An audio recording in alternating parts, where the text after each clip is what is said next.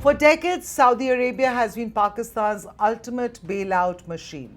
Whenever Pakistan's economy stumbled, Riyadh stepped in. Billions of dollars in deposits, cheap oil, emergency loans, financial lifelines when Islamabad had nowhere else to go. But what happens when the country writing the checks finally asks for something in return? Because right now, Saudi Arabia is facing renewed attacks from Yemen's Houthi rebels. And reports suggest that Riyadh has quietly reminded Pakistan about a defense agreement that both countries signed less than a year ago. A pact that essentially says if one is attacked, the other will help. Which brings us to a very uncomfortable question for Pakistan today. If Saudi Arabia comes under sustained attack, is Pakistan sending troops? Or is it trying to stay neutral and avoid angering neighboring Iran? Because whichever options Pakistan chooses, someone important is going to be really unhappy. And that is the catch-22 facing Pakistan's military leadership and Field Marshal Asim Munir today. Let's break that down.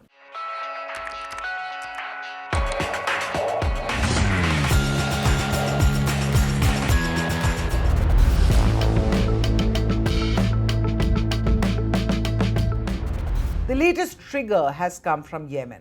The Houthis have resumed attacks on Saudi Arabia. One of their targets was Abha International Airport in southern Saudi Arabia. Missiles, drones, and a clear message: the 4-year truce between Riyadh and the Houthis is over. The escalation came after Saudi airstrikes targeted facilities in Yemen, including the Sana'a airport. Saudi forces say they intercepted incoming attacks. But the bigger story is not whether a missile landed or not. It's what happens next.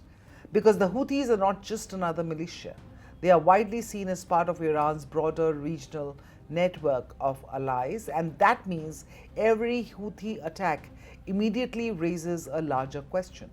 Could Saudi Arabia eventually seek support from its partners, including Pakistan?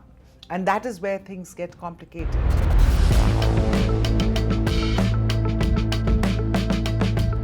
In September 2025, Pakistan and Saudi Arabia signed something unusually significant: a strategic mutual defense agreement.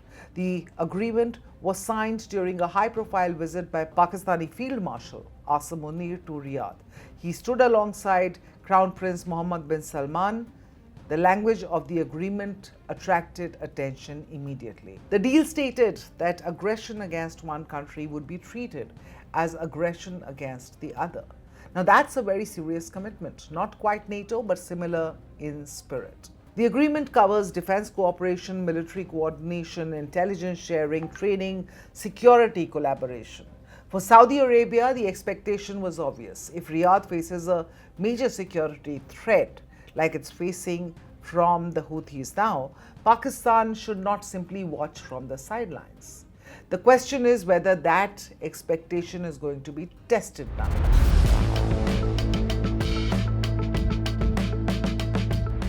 This fact was tested once already in March this year. Iran launched drones and missile strikes on Saudi territory. Asim Munir at that time flew to Riyadh. He met Saudi Defense Minister Khalid bin Salman. Both sides called it a formal activation of the agreement. Pakistan did not send troops, but it leaned on diplomacy at that time. Islamabad's foreign minister spoke directly to Tehran. Pakistan reportedly assured Iran that Saudi soil would not be used to launch offensive against it. That's the playbook, frankly, that Pakistan prefers. Talk, don't fight.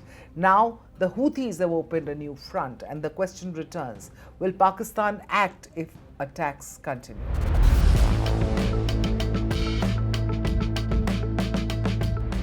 Here's why Pakistan cannot afford to say no to Saudi Arabia. Pakistan is drowning in debt. Its external liabilities stand near $138 billion.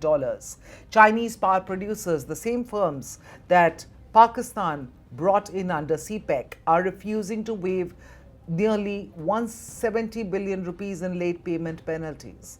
Total unpaid dues to Chinese-backed power plants have crossed $423 billion rupees. So Pakistan is now hunting for up to $10 billion in cheap foreign loans. Saudi Arabia is at the top of that list. Riyadh has already given Pakistan a $3 billion deposit this year. It also rolled over an existing $5 billion facility. This is the leverage Saudi Arabia holds. Pakistan needs Riyadh more than Riyadh needs Pakistani soldiers.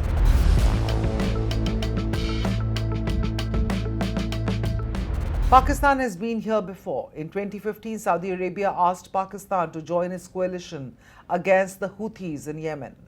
Pakistan's own parliament said no. Islamabad chose to stay out and protected its ties with Iran instead. That history is back to haunt Islamabad now. Pakistan shares a long, porous border with Iran. It has a Shia population at home. It has TTP and Baloch insurgents who could exploit any move seen as anti-Iran. And Pakistan's dependence on China, Iran's key partner, adds another layer of complication. Pakistani army has built its entire regional strategy on staying neutral, taking Gulf money, keeping Tehran close. That balancing act is now under real pressure. So here's where this leaves Pakistan, bound by a written pact to defend Saudi Arabia, bound by decades of caution to avoid a war with Iran, and bound by billions in debt to a Gulf patron that is losing patience. If the Houthis escalate further, will Pakistan send troops or just phone calls? Can Asim Munir keep playing peacemaker while pocketing Saudi cash? And what happens to Pakistan's Iran relationship if Riyadh eventually asks for more than words? Pakistan built its foreign policy on staying friends with everyone. That policy is now being tested by everyone at once.